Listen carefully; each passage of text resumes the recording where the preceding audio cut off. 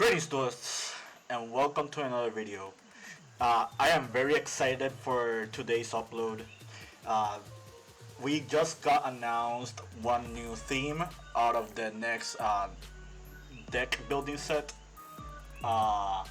which is crossover breakers if I'm not mistaken. And that archetype is called Malice. So I don't think it comes to no surprise. This archetype is based on Lewis Carrol's old story from the 1860s, uh, which is very popular. It had a lot of franchises. It had like a Disney adaptation with Tim Burton. It had a lot of other things around it. I really like this theme. I love it both thematically and in game design. I really like the concept behind it. But yeah, I think a lot of people got too excited when they were talking about this archetype. I was already seeing like other YouTubers and other content creators already bring their attention to these.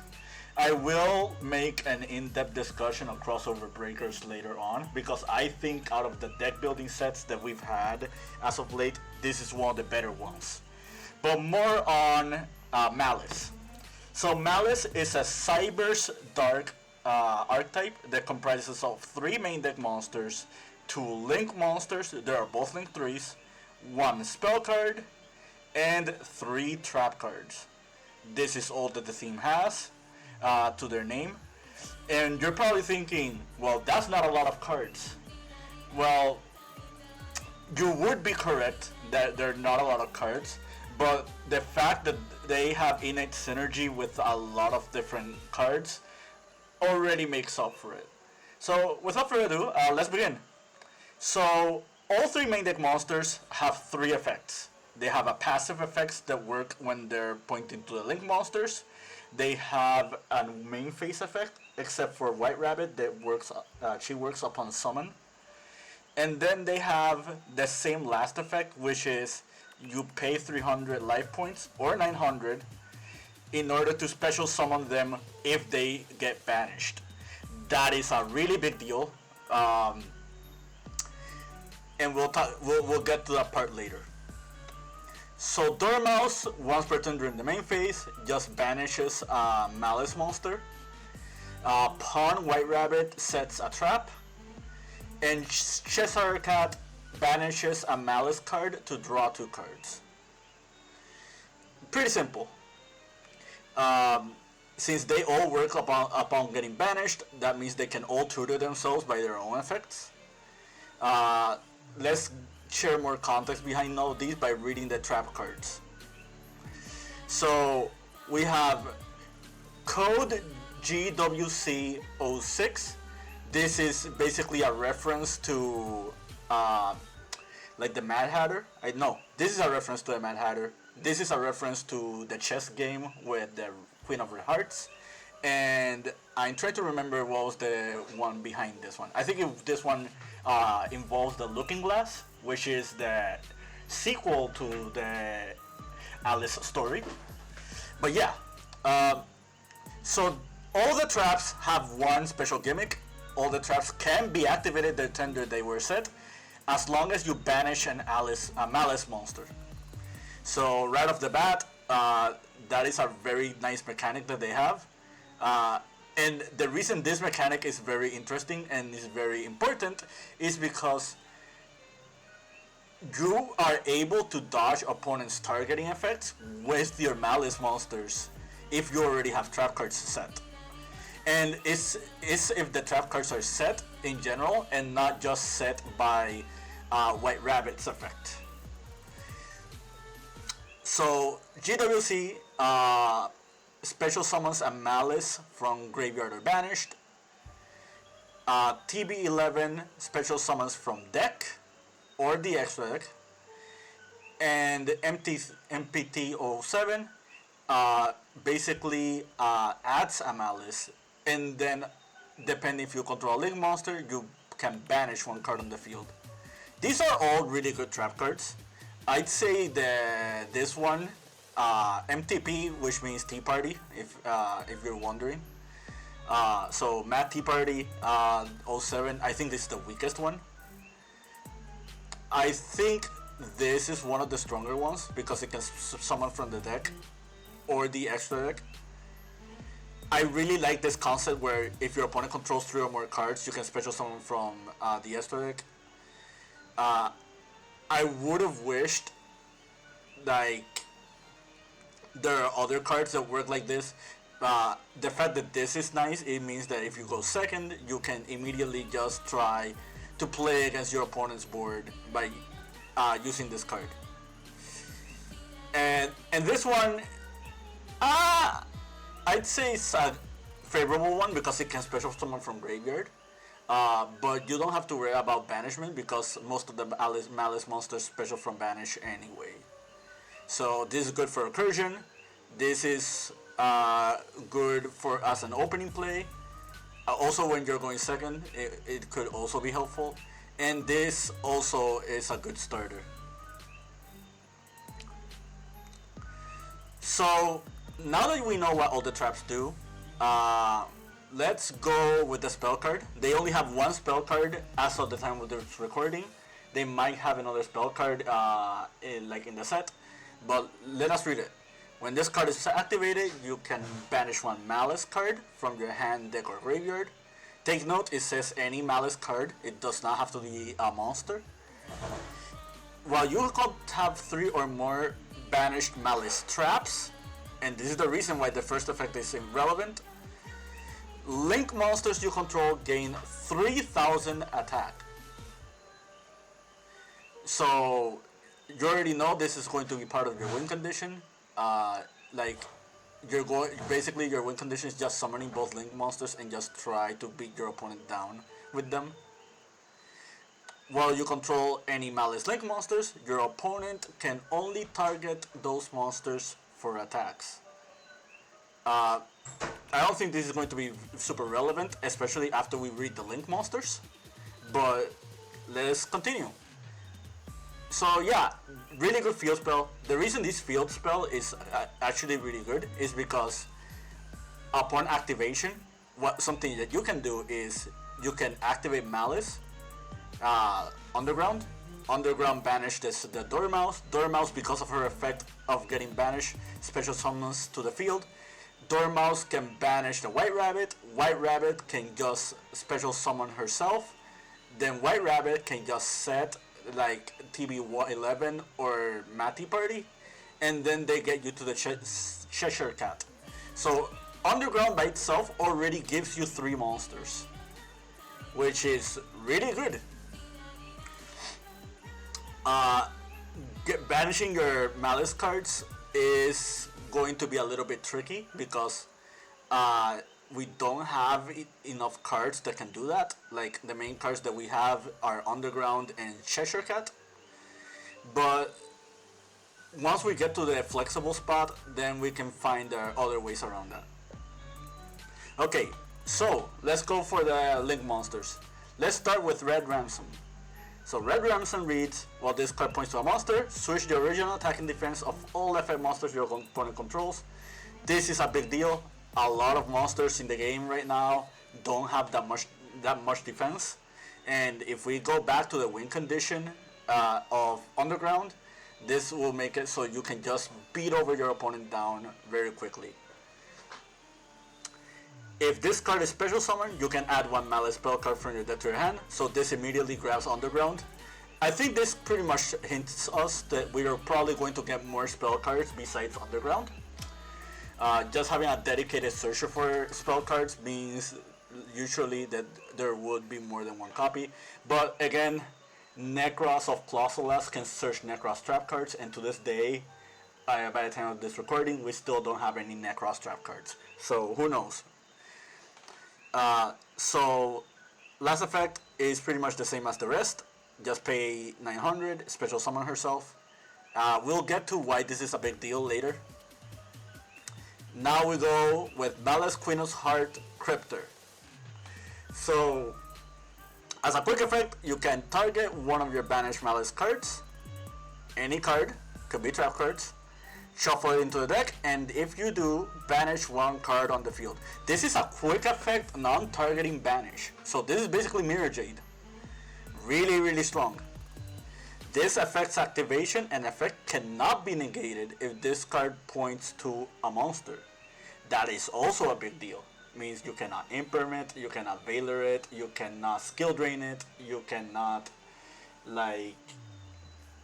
you cannot use cards that negate the activation either. So no Solemn Strike. Just to give you another example. And having this card point to a monster is not going to be really that hard, especially since she can resummon herself like the rest of the monsters. But take note, this one has an extra gimmick. If this card is banished, you can pay 900, special summon this card, and if you do, its attack becomes doubled. This is really, really big. It means that if you combine this with Underground, she can get to 8k attack. So remember what I said about beating down your opponent with these monsters? These monsters can get big real quick. And I don't think it's really that hard to do that in this deck. So now that we got into all the monsters, you're probably thinking, well, these are not a lot of cards. There's not a lot to work with here. The fact that these are all dark cyberse monsters that revolved around the banish pile means that a lot of cards work with these cards. Like a lot of them. Like we can go the bestial route, we can go the chaos route, which is very similar with like chaos space and stuff. We can play stuff like DD Sprite, which can just banish one of them and then they resummon themselves, and you can just start doing synchro plays. You can play Dimension Shifter, you can play Dimensional Fissure, you can play Macrocosmos. Those cards do not hurt you at all. This one does conflict with those aforementioned cards, but this is a cyberse deck, so just having a consistency card for the cyberse monsters is also really nice. That's why you don't see any main theme Rhoda in this deck, even though you can treat Matters of the Underground as a Rhoda per se. It kind of acts like Cold Sarcophagus. Cold Sarcophagus is also really neat because this is another card that can banish your trap cards, and we don't have that many cards that can do that. This is a card that a lot of people are talking about. I think this card is Winmore. You should not be playing this card. But in the options that you do, this is kind of like a good one. You also have Allure of Darkness. Take note, the only clause all of these monsters have is if you actually special summon them from Banish, you are locked into Link monsters, which is really not a big deal because this is a cyberse deck and your win condition are Link monsters. You can play stuff like Aloof Lupine, Signet Backdoor. You can play Code Talker monsters with Recorded Alive, and you just use this to just banish your Link monsters, and they just resummon themselves. Prohibit Snake is a really interesting one. It makes your deck a little bit more defensive as well. So yeah, there's a lot of stuff that you can do to synergize with all these cards. And that's only talking about the main deck. Let's talk about the extra deck. The fact that these are all cyberse monsters, like Wicked becomes an extender, so it can work with them. Splash Mage is another card that works with them, so you can easily link climb into Link 3s. So you really don't have to worry about this deck getting any Link 2s, because we already have link climbing monsters that can help you do that. The topologic monsters are also really, really strong. They like Zeroboros, for example, is a very, very strong one. You can transcode Talker like your way into Access Code. Access Code is also really, really strong because Access Code can banish like your Malice Queens, and they get to trigger to special summon themselves. And remember when I said that it just became a big deal that this one can become like 8k attack? Yeah, imagine just summoning Access Code, banishing the Cryptor, and then Cryptor coming back, and then just getting more attack points because of Underground. Like, this deck pretty much has a lot of things to its disposal. You can play Terahertz, and Terahertz can just dump the Dressave Worm. Terahertz pretty much becomes a win condition against the Tenpai deck. So, again, this deck has a lot of tools that just can combat like a lot of issues in the game.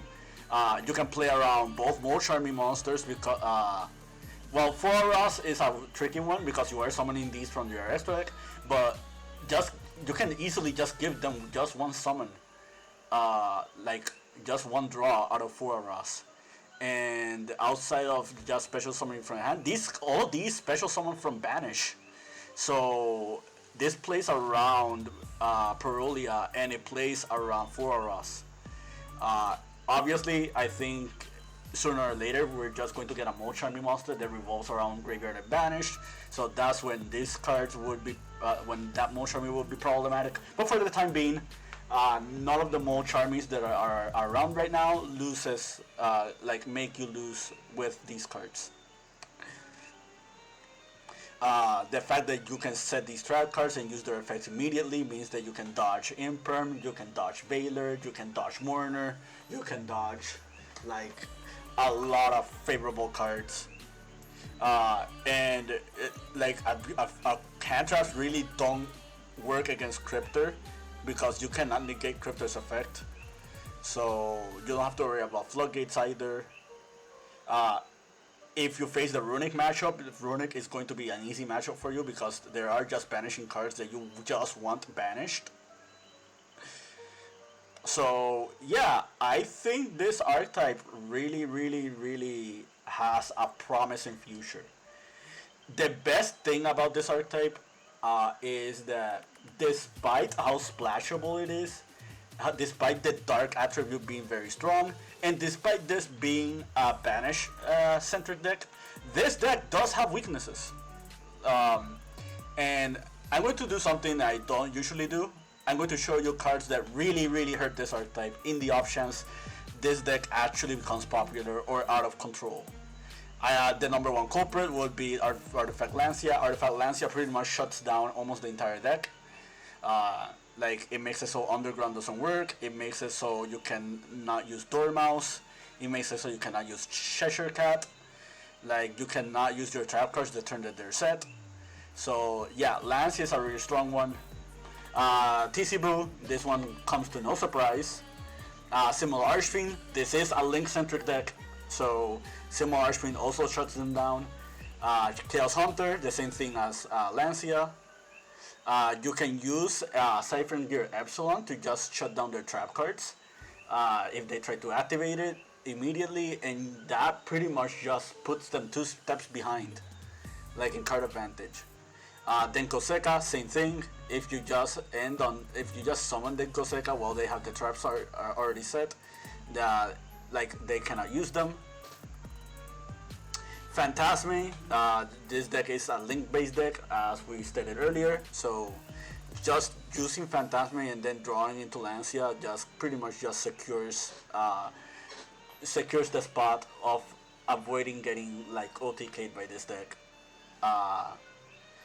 So yeah, that's it for Malice. I am going to do a cover of this for both Raziel and Apodracosis, but I wanted to start with Malice first because this is the last one that they revealed, and this is the one that caught my attention the most. I think out of almost every new archetype in 2024, this is like my favorite one so far, and I can see a very promising future with this archetype, especially if Konami gives us a very respectable ban list.